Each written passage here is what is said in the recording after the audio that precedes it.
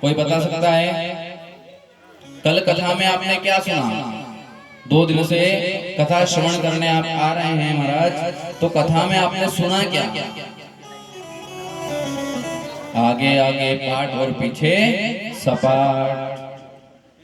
कथा तो सुन रहे हैं महाराज, लेकिन उसी प्रतिमा की तरह। कौन सी? कल बताई थी ना, 2 प्रतिमा रखी थी।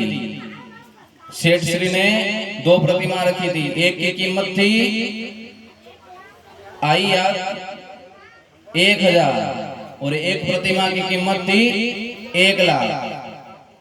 तो 1000 वाली जो प्रतिमा थी उसकी इतनी कम कीमत क्यों थी?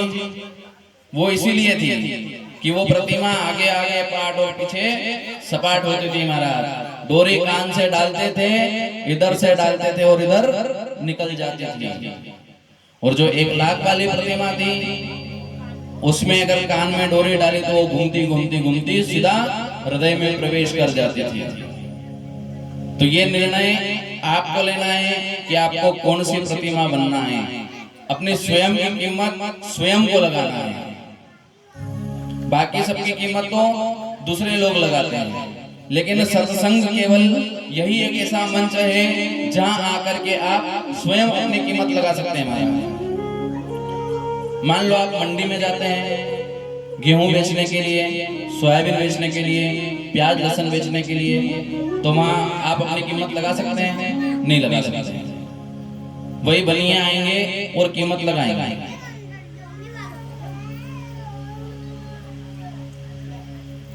तो वहां दूसरी जगह कहीं अधिकार नहीं है कि हम अपनी कीमत लगा सकें। केवल सत्संग का मंच ही ऐसा है जहां बैठ करके कथा को हृदय में उतार करके श्रवण करके अपने जीवन में उतार करके अपनी कीमत को आप बढ़ा सकते हैं। बोले श्रीमद् भागवत महापुराण की। तो महाराज कल कथा में आया था कि महाराज परीक्षित का जन्म हुआ, और जैसे ही महाराज परीक्षित का जन्म हुआ तो परीक्षित जी महाराज पालकी लगा करके बैठ गए। ना रोना ना धोना कुछ नहीं। अगर छोटे बच्चे का जन्म होता है, जब बच्चा जन्म लेता है, प्रसव के समय जब वो बाहर आता है तो बाहर आते ही वो क्या प्रक्रिया करता है? रोता है। जब हम इस जगह में आते हैं तो रोते हुए आते हैं। लेकिन परीक्षित जी महाराज जब आए तो महाराज रोए नहीं, पालकी लगा करके बैठ गए। जब पालकी लगा करके बैठे तो पांडवों ने कहा कि ये कैसा विचित्र बच्चे ने जन्म लिया महाराज। लेकिन परीक्षित जी महाराज ये ढूंढ रहे थे कि जिस गर्भ में जिस व्यक्ति ने मेरी रक्षा करी थी वो व्यक्ति मुझे यहाँ दिखाई नहीं दे रहा है महाराज।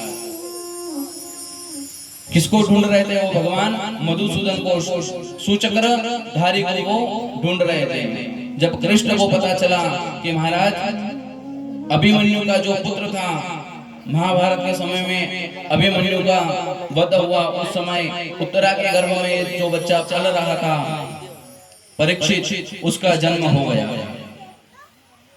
जब कृष्ण ने सुना तो कृष्ण उसके लिए कपड़े लेकर के आए परीक्षित जी महाराज से मिलने के लिए। जब हम भी कहीं जाते हैं महाराज, हमारे रिश्तेदारी में किसी के घर बच्चा होता है तो क्या आंगी टोपा लेकर के जाते हैं ना? क्या बोलते हैं आपके इधर? आंगी टोपा ही बोलते हैं। तो आंगी टोपा लेकर के जाते हैं। ऐसे ही भगवान श्री कृष्ण राजा परीक्षित के लिए आंगी टोपा लेकर के आए महाराज।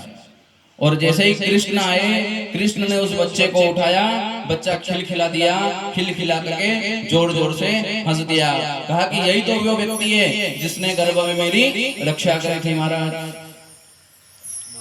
भगवान ने आशीर्वचन दिया और वापस अपनी द्वारकापुरी को प्रस्थान करने के लिए निकले महाराज। साथ में अर्जुन को ले गए। अर्जुन और दोनों 6 महीने तक द्वारिका में रहे महाराज।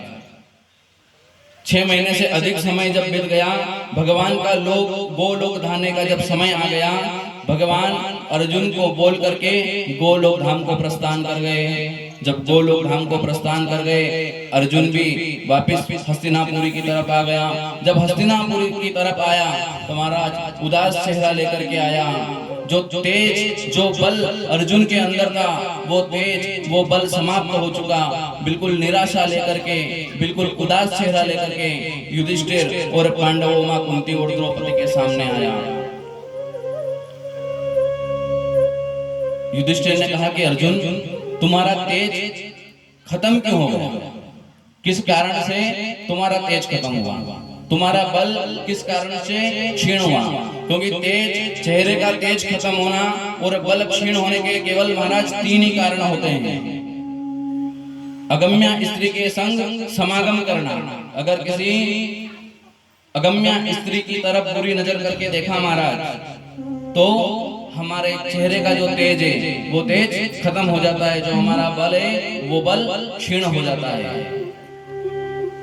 दूसरा बताया, गाय का वध अगर यदि गलती से भी हो जाए तो बल और तेज खत्म हो जाता है। इसीलिए तो कहते हैं महाराज कि हर समय हर जगह गौ माता की रक्षा करो।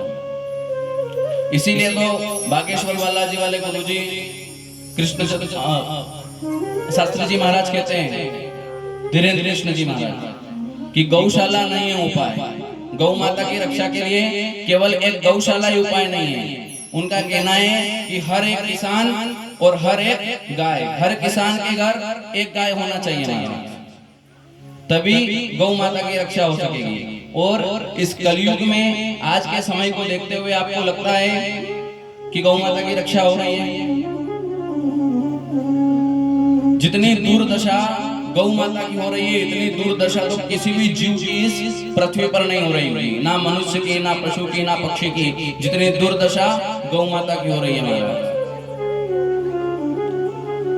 एक बात बता दूं मैं आपको, जिसको पैरालाइज हो जाता है, जिसको लकवा मार जाता है महाराज, पैरालाइज जिसको हो जाता है, उस व्यक्ति के ऊपर गाय का गोबर अगर लगा दिया जाए 3 महीने तक सलंग ब्रह्म मुहूर्त में सुबह 4 से 6 के बीच में, मान लो हमारा ये हाथ पैरालाइज में है, गोबर देशी गाय की गौ माता का गोबर लो, उस गोबर के अंदर हाथ को रखो महाराज 4 से 6 तक प्रातःकालीन इस शुद्ध वातावरण में, तो 6 महीने में हमारा हाथ मूवमेंट करना प्रारंभ कर देता है महाराज। हाथ हिलना प्रारंभ हो जाता है, पैरालाइज की बीमारी खत्म हो जाती है। लकवा जो हमें मार जाता है वो लकवे का बीमारी दूर हो जाती है महाराज। गाय के गोबर में इतनी शक्ति है।